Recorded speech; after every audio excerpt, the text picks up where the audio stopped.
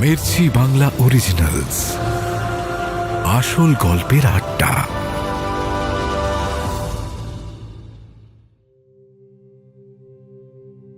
সুদীপ্তকে ইরা শুধু বলল, বাবা পারমিশন দিয়েছে। নর্থ বেঙ্গলের কথা আর বলল না। বাই চান্স এসবের মধ্যে নর্থ বেঙ্গল চলে এলে মুশকিল হয়ে যাবে। কেন এখনও সব কাটিয়ে ওঠেনি ইরা, নিজেই বুঝতে পারছিল না। সেই কতগুলো বছর আগে পেরিস্তানে বসে অতনুকে কথা দিয়েছিল। অতনু হয়তো ভুলে গেছে, কিংবা আগের দিন যেমন বলল ওকে গত জন্মের কথা, সে অতনু ভুলে যেতে পারে, কিন্তু ইরা এক মুহূর্তের জন্য ভোলেনি, ভুলবেও না কখনো। কিন্তু সেসব মনে রেখেই বা কি করবে ইরা? অতনুর সাথে পাহাড় যাওয়ার কথা ছিল, কিন্তু অন্য কারোর সঙ্গে যাওয়া যাবে না এমন কথা তো হয়নি। এমন নয়তো ইরা কখনো পাহাড় যায়নি। দিব্যি গেছে বাবা মায়ের সঙ্গে। ছাদে পায়চারি করছিল ইরা। চিলেকোঠার ঘরে হলদে রঙের আলো জ্বলছিল। হলদে বোধহয় স্মৃতির রং। হলদে রঙে অতীত দেখা যায়। এখনো ইরার চোখে পড়ছে বাতিল দোতলা রথ। আগে এই দোতলা রথের গায়ে লেগেছিল 3 তলা রথের আক্ষেপ। তারপর একদিন প্রথম মাইনে পেয়ে অতনু কিনে এনে দিল 3 তলা কানের দুল। সেসব যেন কেমন দ্রুত বদলে গেল। এখনো ভাবলে মনে হয় এই হয়তো অতনু সাইকেল নিয়ে এসে ডাকবে, দৌড়ে বেরিয়ে যাবে ইরা। বাড়ি থাকলে এমনিতে সিগারেট ধরায় নাও, কিন্তু মাঝে মধ্যে যখন খুব টান ধরে ছাদে উঠে আসে, পায়চারি করে অনেকক্ষণ, তারপর সুযোগ বুঝে সিগারেট ধরায়। পাশে একটা পুকুর আছে, পুকুর তাক করে ছুঁড়ে দেয় সিগারেটের বাড। তারপর আরো অনেকক্ষণ পায়চারি করে, গন্ধ কাটিয়ে নিচে নেমে যায়। আজও সিগারেট ধরিয়েছিল। তখনই সুদীপ্তর ফোন ঢুকল।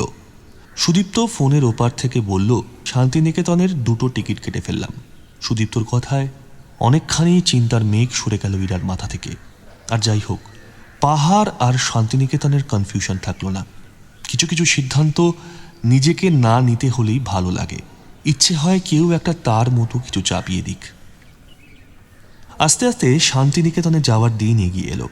সুদীপ্ত বেশ গোছিয়ে একটা ছিমছাম প্ল্যান করেছে। ইরা যাওয়া আসার খুঁটিনাটি জিজ্ঞেস করেনি, শুধু কোথায় কোথায় ঘুরবে জিজ্ঞেস করেছিল। প্ল্যান মাফিক সন্ধে নাগাদ শিয়ালদা থেকে ট্রেনে উঠল সুদীপ্ত আর ইরা। ইরা আবার কায়দা করে বাড়ি থেকে আলুর দম করে নিয়ে গেছিল।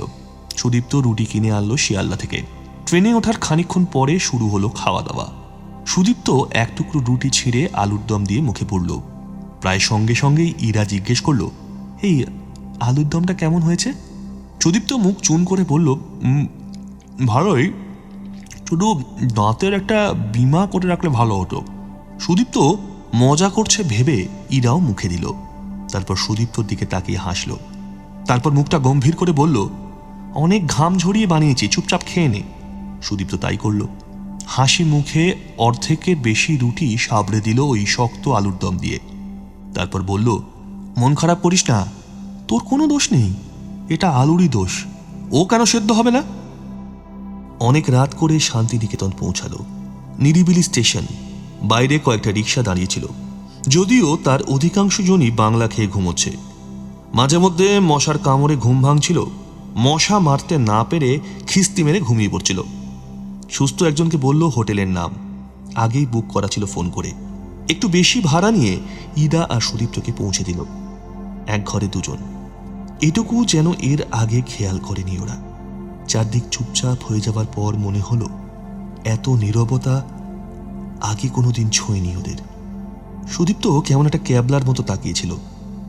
ইরা জিজ্ঞেস করল, কি রে, কি দেখছিস? সুদীপ্ত কিছু বলতে যাচ্ছিল, কিন্তু কোনো শব্দ এলো না। ঠোঁট কেঁপে উঠল শুধু। আচমকা এগিয়ে এসে 2 হাতে জড়িয়ে ধরল ইরাকে। ইরা অনেকবার সুদীপ্তর হাত ধরেছে, স্পর্শ বলতে ওইটুকুই। এভাবে নিজেদের মধ্যে দূরত্ব কমে এসে শূন্য হয়ে যায়নি কখনো। চোখ বেয়ে 1 ফোঁটা জল গড়িয়ে পড়ল ইরার।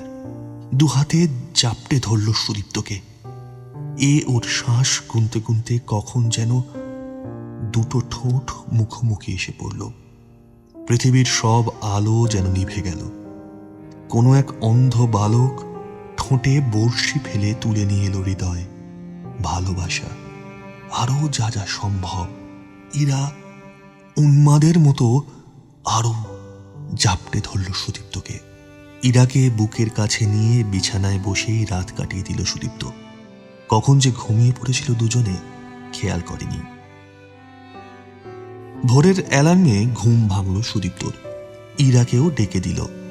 তৈরি হয়ে নিয়ে রওনা দিল কোপাইয়ের দিকে। কিছুটা এগোতেই একটা টোটো পেয়ে গেল। কাশের ধ্বংসস্তূপের মধ্যে মাথা তুলে কিছু শরৎ রয়ে গেছে। কুয়াশা ঘিরে রয়েছে চত্বর। দুজনের মধ্যে ঘোরাফেরা করছে বসন্ত। সমস্ত প্রিয় ঋতু যেন একসাথে ভিড় করেছে এই সকালে। অনেকক্ষণ কোপাই ঘুরে জল খাবার সারল কাছের একটা দোকানে। ভিড় নেই তেমন, স্থানীয় লোকের যাতায়াত। ভিড় জায়গাগুলো সযত্নে এড়িয়ে গেছিল সুদীপ্ত। উদ্ভ্রান্তের মতো ফাঁকা রাস্তায় হাঁটছিল অনেকক্ষণ। সেখান থেকে গেল লোহাগড়। স্থানীয় লোককে এনাম বললেই পৌঁছে দিল। নুড়ি পাথরে ভরা চত্বর। খানিকটা ছেড়ে ছেড়ে ইউক্যালিপটাস গাছগুলো উঠে গেছে মাথা তুলে। আশেপাশের কারোর সঙ্গে যেন তাদের সদ্ভাব নেই। ওখানেই অনেকক্ষণ বসল দুজন। সময় যে কোথা দিয়ে কেটে যাচ্ছিল টের পায়নি। দুপুরে খেলো একটা পাইস হোটেলে। ভাত, ডাল, পোস্ত আর ডিমের ঝোল। এত ছিমছাম আর অপূর্ব রান্না, অমৃত মনে হচ্ছিল দুজনেরই। সেখান থেকে সোজা চলে যায় রায়পুর রাজবাড়ি। যেন এক জীবন্ত ভাঙচুর। সেই সব ভেঙে যাওয়া সিঁড়ি বেয়েই উঠল ছাদে। সেখান থেকে কিছু দেখা যায়। কত অতীত লেগে আছে দেওয়ালের গায়ে। তারপরেও কতজন এসে তাদের নাম লিখে দিয়ে গেছে। আস্তে আস্তে বিকেল ছুঁয়ে ফেলল দুপুরকে। রায়পুর রাজবাড়ি থেকে ওরা এগোলো অজয় নদের দিকে। অজয়ের চরের বালিতে খালি পায়ে হাঁটছিল খানিকক্ষণ। সে বালি এতই সূক্ষ্ম, মনে হয় পায়ে কে যেন হাত বুলিয়ে দিচ্ছে। পুরোপুরি সন্ধে নেমে আসার সঙ্গে সঙ্গেই হোটেলে ফিরে এলো দুজন। কোনো দোকানপাটে যাওয়ার বালাই নেই, কেনাকাটার ঝঞ্ঝাট নেই। রাতের ট্রেনের জন্য নিখাত অপেক্ষা। সুদীপ্ত জিজ্ঞেস করল, তা ম্যাডাম কেমন লাগলো আজকের দিনটা? ইরা যেন কোনো শব্দ খুঁজে পেল না। এমন এক দিনেরই স্বপ্ন দেখছিল। আজ যেন সে স্বপ্ন সত্যি হয়ে গেছে। হাসল খালি। রাতের ট্রেনে সুদীপ্তর কাঁধে মাথা রেখে ঘুমোতে ঘুমোতেই হাওড়া পৌঁছল দুজন। ততক্ষণে ভোর হয়ে গেছে। অন্ধকার পেরিয়ে আলোয় স্পষ্ট হয়ে উঠেছে হাওড়া ব্রিজ। একদিনে জীবনের অনেকগুলো পাতা যেন একসঙ্গে উল্টে গেল ইরার। অন্য অধ্যায়ে ঢুকে পড়েছে ও। আর কোনো আক্ষেপ নেই। এই ওর জীবনের কাঙ্ক্ষিত সব রসদ। এই ওর জীবনের পথ। এই ওর জীবনের গন্তব্য। বাড়ি ফিরে ঘুমাচ্ছিল ইরা। এমন নিশ্চিন্তে যেন কখনো ঘুমায়নি ও। মনের মধ্যে যথাস্থানে প্রিয় মানুষ থাকলে বোধহয় আলাদাই শান্তির ঘুম হয়। হঠাৎ খেয়াল করল, গোটা জার্নিতে একবারও সিগারেট খায়নি দুজন। এও কি সম্ভব? কিন্তু সম্ভব যখন ওদিকে আর ফিরবে না ঠিক করল ইরা। থাক এইসব নেশাপাতি। জীবন এখনো বাঁচতে হবে ওকে, অনেকটা, অনেক দিন। আস্তে আস্তে থার্ড ইয়ারের পরীক্ষাও এসে গেল। অনেকগুলো পেপার। বাড়তি চাপ কিছুই যেন গায়ে লাগলো না ইরার। সবকটা পেপারই ভালো হলো। অতনুও চমৎকার পরীক্ষা দিল। অতনু অপেক্ষা করছিল রেজাল্টের। এরপরেই ওর জীবনের আসল খেলা শুরু। ব্যাংকের পরীক্ষাতে একটা না একটা লাগাতেই হবে, আর সেটা করতে হবে যত তাড়াতাড়ি সম্ভব। সমস্ত অভাবের মেঘ উড়িয়ে দিতে হবে অন্য আকাশে। আরো বেশি করে পড়াশোনা শুরু করলো অতনু। অঞ্জলি দেবী পর্যন্ত বলছিল, বাবা দিনরাত বই নিয়ে বসে থাকিস, একটু বন্ধু বান্ধবের সাথে আড্ডাও তো দিতে পারিস, পাগল হয়ে যাবি তো। অতনু হেসে উত্তর দেয়, আমি তো পাগলই মা, আমার আর বন্ধু কই বলো? টাকা পয়সা চাইলে হাতে রাখা যায়, বন্ধু তো অমন জিনিস নয়, ঠিক হারিয়ে যায় নিজের মতো। অঞ্জলি দেবী জিজ্ঞেস করল, ইরার সঙ্গে আর কথা হয় না তোর? মুচকি হাসল অতনু। মায়ের দিকে তাকিয়ে বলল, কথা নেই তো, কথা না থাকলে কথা হবে কি করে? চাকরি অতনু পাবে অতনু নিজেও জানত, কিন্তু এক্সপেক্ট করেছিল বার দুয়েক অন্ততপক্ষে ট্রাই করতে হবে। শেষমেশ তাও হলো না। অতনু চট্টোপাধ্যায় নিজেকে নিজেই অবাক করে দিয়ে ফার্স্ট অ্যাটেম্পটেই চাকরি বাগালো। আইবিপিএসপিও ক্র্যাক করে সোজা পিএনপিতে। তবে পোস্টিং পড়ল চেন্নাইতে। সে এক দুর্ভোগের গল্প। মাকে একা রেখে যাওয়া এক প্রকার ঝক্কি। মেনে নিতে বড় অসুবিধা হয়। আত্মীয় স্বজনও তেমন কেউ নেই যার বাড়িতে নিশ্চিন্তে রেখে যাওয়া যায়। আবার নতুন শহর, নতুন চাকরি, মাকে সঙ্গে নিয়ে যাওয়াও সম্ভব না। শেষমেশ অঞ্জলি দেবী বললেন, তুই এখন যা, আমি ঠিক সামলে নেব, পরে তো ট্রান্সফার নিয়ে চলেই আসবি। অঞ্জলি দেবীর মনের জোর দেখে অতনু আর কিছু বলল না। যাওয়ার আগে ইরাকে একবার মেসেজ করেছিল দেখা করার জন্য। অতনু ডাকলে ইরা আবার মুখ ফিরিয়ে থাকতে পারে না। সন্ধে নাগাদ পার্ক স্ট্রিটের ক্যাফেটায় দেখা করলো দুজন। অতনু হেসে বলল, ব্যাংকে চাকরি পেলাম, চেন্নাই চলে যাচ্ছি, ভাবলাম ট্রিটটা দিয়েই যাই, না হলে তুই আবার বলবি ফাঁকি দিয়েছি। অতনু চাকরি পেয়েছে শুনে ভীষণ আনন্দ হলো ইরার। চেয়ার ছেড়ে উঠে বলল, ভাই তুই তো ফাটিয়ে দিয়েছিস। হ্যাঁ? অতনু হাত দেখিয়ে বলল, আচ্ছা ঠিক আছে ঠিক আছে, তুই শান্ত হয়ে বস। অনেক কিছু অর্ডার দিল ইরা। দুজনেই খাচ্ছিল, তবে গল্প তেমন কিছুই হচ্ছিল না।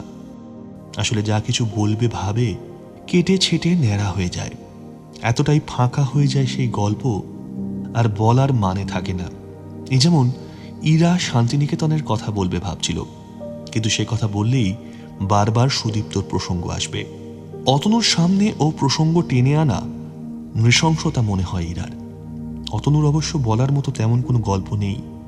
মাঝখানে শুধু বলল, চ একটা সিগারেট খেয়ে আসি। ইরার না বলতে ইচ্ছে করছিল না, তবু বলল, না রে, আমি ছেড়ে দিয়েছি। হাসলো অতনু। কিছু বলবে না ভেবেও বলে ফেলল, বাহ, বেশ উন্নতি হয়েছে তো তোর। এই কথার গায়ে কেমন যেন একটা অভিমান লেগেছিল, তা গিয়ে বিঁধল ইরার বুকে। ইরা যন্ত্রণা টের পেল। আস্তে আস্তে ফুরিয়ে এলো টেবিলের প্লেট। অতনু বিল মিটিয়ে বলল, আজ তাহলে উঠি, কি বল, এই তুই বাড়ি ফিরবি তো? ঘাড় নেড়ে হ্যাঁ বলল ইরা। অতনু একটা ক্যাব বুক করলো হাওড়া অবধি। ক্যাবের জানলা খোলা, হু হু করে হাওয়া ঢুকছিল। দুজনের কেউ কোনো কথা বলছিল না। হঠাৎ অতনুর ডান হাতে মুখ গুজে ফুঁপিয়ে উঠল ইরা। অতনু সে কান্না গায়ে মাখল না, বাঁ হাত দিয়ে দুবার শুধু পিঠ চাপড়ে দিল। হাওড়া পৌঁছাতেই চোখ মুছল ইরা। গাড়ি থেকে নেমে প্ল্যাটফর্মে এলো দুজন। ফাঁকা ট্রেন। জানলার ধারে সিট পেয়ে গেল অনায়াসেই। মিনিট 7 পর ট্রেন ছাড়ল। মাঝে শুধু একটা স্টেশন, লিলুয়ার পরেই বেলুর। বেলুড়ে নেমে যাবে অতনু। তারপর কবে দেখা হবে আবার কেউ জানে না। এই মুহূর্তকে টেনে হিঁচড়ে আরো দীর্ঘ করতে ইচ্ছে হচ্ছিল ইরার, কিন্তু কিছুতেই পারছে না ও। অতনু যখন বেলুড়ে নামার জন্য উঠে গেল, ইরাও উঠবে ভেবেছিল, কিন্তু জায়গা ছেড়ে নড়তে পারল না এক বিন্দু। যেন ওখানে ওকে আষ্টে পৃষ্ঠে বেঁধে রেখেছে কেউ। ভীষণ কান্না পাচ্ছিল ইরার। কাঁদতে পর্যন্ত পারছিল না ও। নিজেকে বড় অসহায় লাগছিল। চেন্নাই পৌঁছল অতনু। অফিসিয়াল কাজকর্ম জলদি মিটে গেল, তবে প্রধান সমস্যা হয়ে দাঁড়ালো খাবার। যাই খায় কেমন কেমন লাগে। মনে হয় দৌড়ে বাড়ি গিয়ে ভাত ডাল আর আলু পোস্ত পেলে জীবনে আর কিছু চায় না। বাধ্য হয়ে নিজের জন্য রান্না শুরু করে অতনু। হাতা, খুন্তি, ইন্ডাকশন সবকিছু কিনে সে একেবারে রান্নাবাড়ি খেলা। খুব সামান্য সব রান্না হয়, তাতেই যেন মায়া লেগে থাকে। অফিস থেকে ফিরে এসে সময়ও কেটে যায়। দেখতে দেখতে 1 মাস কেটে গেল। মাইনে ক্রেডিট হলো অ্যাকাউন্টে। কম নয়, অনেকগুলো টাকা। এত টাকার মালিক একসঙ্গে কখনো হয়নি অতনু। আসার সময় মাকে টাকা তোলার কায়দা শিখিয়ে দিয়ে এসেছিল। ইচ্ছে না থাকলেও ইরাকে বলেছিল, একটু টাকা পয়সা পাঠালে তুলে দিস প্রথম কয়েকবার, আস্তে আস্তে শিখে যাবে। ইরা তুলে দেবে অতনু জানে। দুজনের মধ্যে কত কঠিন কঠিন বিশ্বাস এখনো বেঁচে আছে, আর সূক্ষ্ম সূক্ষ্ম কত যোগাযোগ মরে গেছে। ইরা টাকা তুলে দিতেই অতনুর বাড়ি গেছিল। অঞ্জলি দেবী বলল, এই প্রথমবার এলেই একটু চা অন্তত খেয়ে যা। বারণ করতে পারল না ইরা। অঞ্জলি দেবীর সঙ্গে কথা হয়নি কোনোদিন, হলেও সে কোন ছোটবেলায়, তবু যেন কত কাছের আর নিজের লোক মনে হয়। ইরা কি করছে, কেমন আছে, এই সব খবর নিচ্ছিল অঞ্জলি দেবী। হঠাৎ প্রশ্ন করে বসল, হ্যাঁ রে, সত্যি করে বলতো, বাবুর সঙ্গে কিছু হয়েছে তোর, কোনো রকম ঝগড়া? ইরা হাসে, মুখ নামিয়ে বলে, না তো, কি আবার হবে, সব ঠিকঠাক আছে। অঞ্জলি দেবীও হাসে, তবে এ হাসি অবিশ্বাসের আর ব্যঙ্গের। ইরার মাথায় হাত বুলিয়ে বলে, তোরা অনেক দিনের বন্ধু মা, পারলে সব ঠিক করে নিস। ওকে বলতে পারিনি, তোকে বললাম। একদিন দেখবি আফসোস হবে, নিজেকেই দায়ী মনে হবে। ইরা উত্তর দেয় না। এক চুমুকে চা শেষ করে বলে, কাকিমা আজ উঠি, কোনো দরকার লাগলে আমাকে ফোন করো। অঞ্জলি দেবী দরজা অব্দি এগিয়ে আসে, হাত নেড়ে বলে, সাবধানে যাস, আবার আসিস। দুঃখা দুঃখা। ইরা চলে যাওয়ার পরেও অনেকক্ষণ দরজায় দাঁড়িয়ে থাকে অঞ্জলি দেবী। অতনুকে ফোন করে বলে, বাবু সবই তো হলো, এবার একটা বিয়ে কর। মেয়ে কি দেখা আছে নাকি আমি দেখব? অতনু হাতের সামনে কোনো অজুহাত পায় না। শেষমেশ চাকরিকে দোষ দিয়ে বলে, 1 বছরের আগে ট্রান্সফার পাবো না মা, আর এখানে থেকে বিয়ে করা চাপ হয়ে যাবে। আর একটু সময় দাও, গুছিয়ে নি একটু। বিয়েটাকে আরো খানিকটা দূরে সরিয়ে রাখে কোনো মতে।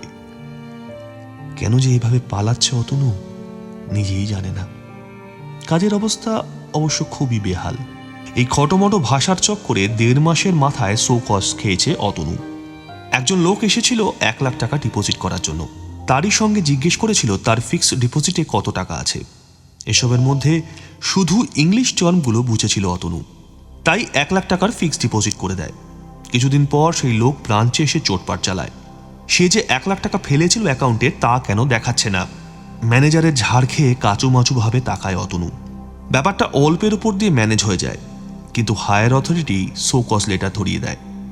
উত্তরে অবশ্য অতনু স্পষ্টভাবে লিখে দেয়, ঠিকঠাকভাবে ট্রেনিং দেওয়ার আগেই ওকে ফ্রন্ট এন্ডে বসিয়ে দেওয়া হয়েছে। সে নিয়ে ভেতরে ভেতরে আরও একটা ঝামেলা হয়, আর এই সব ঝামেলা ফুরোয় না। আরেকজন লোক এসেছিল তার একটা ডুপ্লিকেট ডেবিট কার্ডের জন্য, আর বলেছিল, আমার স্ত্রীর ডেবিট কার্ড লাগে না, ওটা বন্ধ করে দিন। অতনু সেখানেও উদর পিণ্ডি বুদোর ঘাড়ে চাপিয়ে দিল। ভদ্রলোকের কার্ড দিল ব্লক করে, আর ভদ্রলোকের বউয়ের জন্য আরেকটা ডেবিট কার্ডের বন্দোবস্ত করে দিল। হায়ার অথরিটি ভাবছিল কবে অতনুর 1 বছর হবে আর কলকাতা পাঠাবে। বিপদকে ঘরে পাঠানোই ভালো, যতক্ষণ কাছে থাকবে এভাবেই বিপদ বাড়বে। যা সব হচ্ছে তাতে কোন দিন না ব্যাংক ভাঙচুর হয়ে যায়।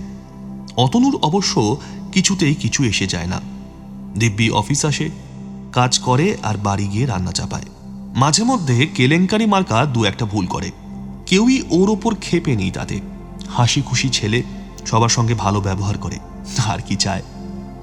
অতনু এসবের মধ্যে কেবল একটা বছর ঘোরার অপেক্ষা করছিল, কবে কলকাতা যাবেও। কলকাতা ছেড়ে থাকা যেন অজ্ঞাতবাস, আর এই অজ্ঞাতবাস ভালো লাগছে না অতনুর। কলকাতায় কেউই নেই মা ছাড়া, তবু ওই প্ল্যাটফর্ম, চায়ের দোকান, ঘাটের জন্য যেন কলকাতা ফিরে আসতে চায় অতনু, যত তাড়াতাড়ি সম্ভব।